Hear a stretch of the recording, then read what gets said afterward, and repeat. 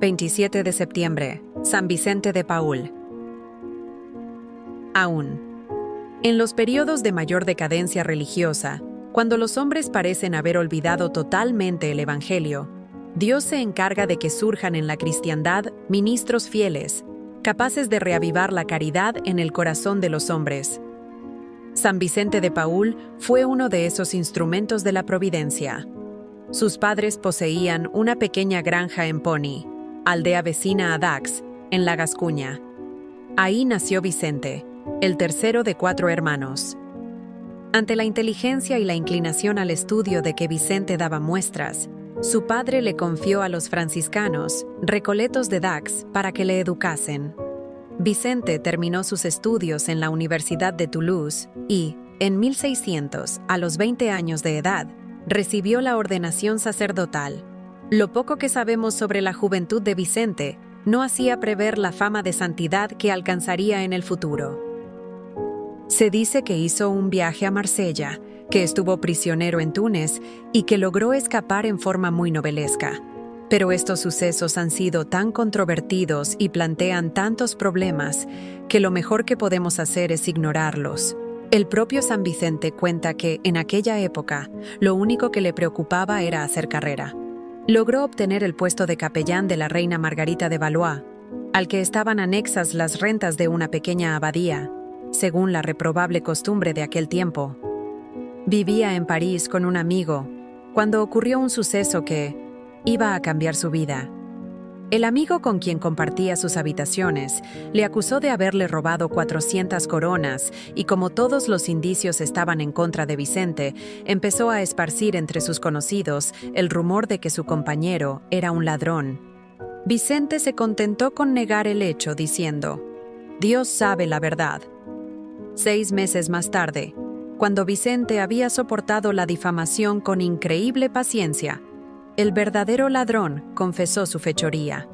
San Vicente relató más tarde el suceso en una conferencia espiritual a sus sacerdotes, pero habló en tercera persona para hacerles comprender que la paciencia, el silencio y la resignación son la mejor defensa de la inocencia y el medio más apto. Para santificarse gracias a la calumnia y la persecución, Vicente conoció en París a un virtuoso sacerdote, Pedro de Berulle, quien sería más tarde cardenal. Berulle, que le profesaba gran estimación, consiguió que aceptase el cargo de tutor de los hijos de Felipe de Gondi, conde de Joigny. La condesa le eligió como confesor y director espiritual. En 1617, cuando la familia se hallaba en la casa de veraneo en Folleville, Vicente acudió a confesar a un campesino gravemente enfermo. Como el mismo penitente relató más tarde a la condesa y a otras personas, todas sus confesiones anteriores habían sido sacrílegas y debía su salvación a la bondad de San Vicente.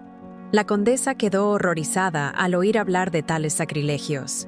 La señora de Gondi era una buena mujer que, en vez de encastillarse en la ilusión de orgullo, por la que tantos amos se desentienden del cuidado de sus criados, comprendía que estaba ligada a sus servidores por los lazos de la justicia y de la caridad, que la obligaban a velar por el bien espiritual de su servidumbre.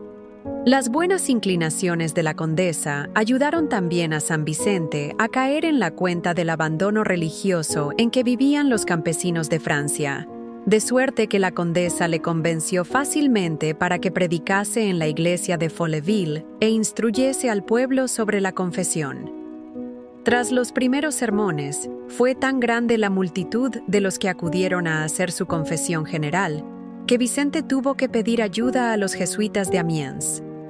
En 1617, por consejo del provincial Berulle, Vicente renunció al cargo de tutor para encargarse de la parroquia de Châtillon-les-Dombes. En el desempeño de ese puesto, consiguió la conversión del conde de Rougemont y otros personajes que llevaban una vida escandalosa, pero al poco tiempo retornó a París y empezó a trabajar con los galeotes de la Conciergerie. Fue nombrado oficialmente capellán de los galeotes, de los que estaba encargado el general Felipe de Gondi, y su primer cuidado consistió en predicar una misión en Burdeos, en 1622. Por entonces, comenzó a circular la leyenda cuya veracidad no ha sido probada, de que Vicente sustituyó una vez a un galeote en una galera. La condesa de Joigny le ofreció una renta para que fundase una misión permanente para el pueblo, en la forma en que lo creyese conveniente, pero Vicente no hizo nada por el momento, ya que su humildad le llevaba a creerse incapaz de semejante empresa. La condesa, que solo encontraba la paz en la dirección espiritual del santo, le arrancó la promesa de que nunca dejaría de dirigirla y de que la asistiría en la hora de la muerte. Deseosa por otra parte de hacer cuanto estaba en su mano por el bien espiritual de sus súbditos, consiguió que su esposo la ayudase a formar una asociación de misioneros que consagrasen su celo a atender a sus vasallos y, en general, a los campesinos. El conde habló del proyecto a su hermano, el arzobispo de París, quien puso a su disposición el edificio del antiguo colegio Bons Enfants para alojar a la comunidad. Los misioneros estaban obligados a renunciar a las dignidades eclesiásticas, a trabajar en las aldeas y pueblecitos de menor importancia y a vivir de un fondo común. Sari Vicente tomó posesión de la casa en abril de 1625. Como lo había prometido, el santo asistió a la condesa en su última hora, pues Dios la llamó así 2 meses después. En 1633, el superior de los canónigos regulares de San Víctor regaló a los misioneros el convento de San Lázaro, que se convirtió en la sede principal de la congregación. Por ello, se llama los Padres de la Misión, unas veces lazaristas y otras vicentinos. Se trata de una congregación de sacerdotes diocesanos que hacen 4 votos simples de pobreza, castidad, obediencia y perseverancia. Se ocupan principalmente de las misiones entre los campesinos y de la dirección de seminarios diocesanos. Actualmente tienen colegios y misiones en todo el mundo. Cuando murió San Vicente, la congregación tenía ya 25 casas, en Francia, el Piamonte, Polonia y aún en Madagascar.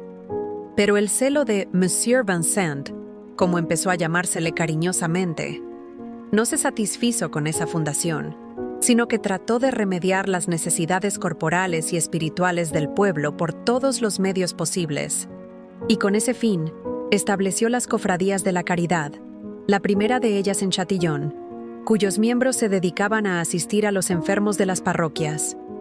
Tal fue el origen de las Hermanas de la Caridad, que San Vicente fundó con Santa Luisa de Marillac. De las Hermanas de la Caridad se ha dicho que tienen por convento el cuarto de los enfermos, por capilla la iglesia parroquial y por claustro las calles de la ciudad. El santo organizó también la Asociación de las Damas de la Caridad entre las señoras ricas de París, pura conseguir fondos y ayuda para las obras de beneficencia. No contento con ello, fundó varios hospitales y asilos para huérfanos y ancianos, y empezó a construir, en Marsella, el hospital para galeotes que no llegó a terminar. Para financiar todos esos establecimientos, encontró generosos bienhechores y dejó fijadas reglas muy sabias para su administración. Igualmente redactó un plan de retiro espiritual para los candidatos al sacerdocio, un método de examen de conciencia para la confesión general y otro para deliberar sobre la vocación, e instituyó una serie de conferencias sobre las obligaciones clericales, pura remediar los abusos e ignorancia que descubría a su alrededor. Parece casi increíble que un hombre de humilde origen, sin fortuna y sin las cualidades que el mundo más aprecia, haya podido realizar solo una tarea tan extraordinaria. Al saber San Vicente la miseria que reinaba en Lorena durante la guerra de esa región, consiguió en París una suma fabulosa de dinero para socorrer a los habitantes.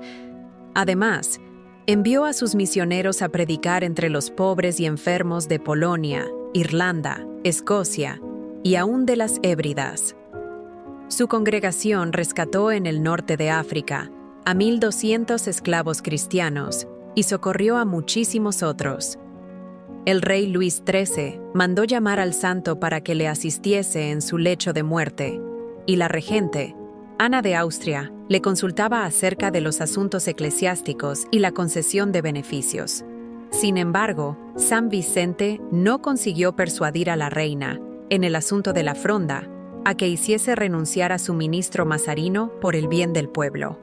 Gracias a la ayuda del santo, las benedictinas inglesas de Gante pudieron fundar un convento en Boulogne en 1652.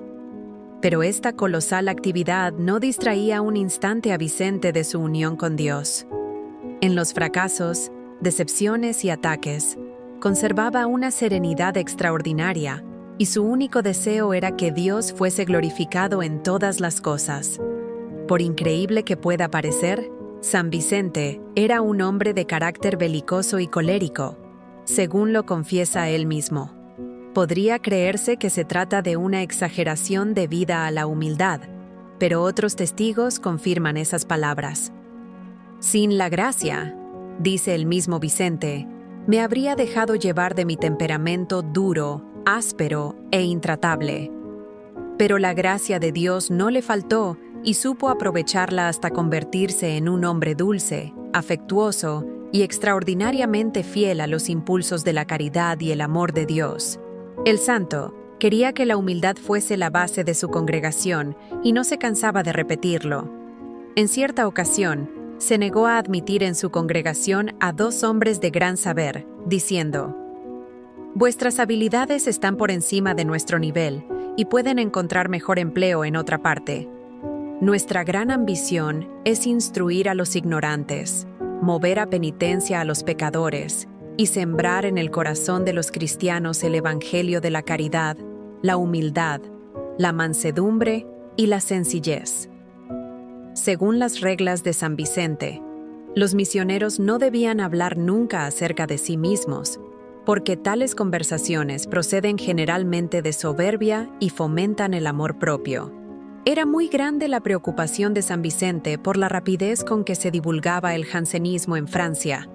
Durante 3 meses, confesó el santo, el único objeto de mis plegarias ha sido la doctrina de la gracia, y cada día Dios ha confirmado mi convicción de que nuestro Señor Jesucristo murió por todos nosotros y que desea salvar al mundo entero. Él mismo se opuso activamente a los predicadores de la falsa doctrina y no toleró que permaneciera en su congregación ningún sacerdote que profesara sus errores. Hacia el fin de su vida, la salud del santo estaba totalmente quebrantada. Murió apaciblemente, sentado en su silla, el 27 de septiembre de 1660, a los 80 años de edad. Clemente XI le canonizó en 1737, y León XIII proclamó a ese humilde campesino patrono de todas las asociaciones de caridad. Entre estas, se destaca la Sociedad de San Vicente de Paúl, que Federico Ozanam fundó en París en 1883, siguiendo el espíritu del santo.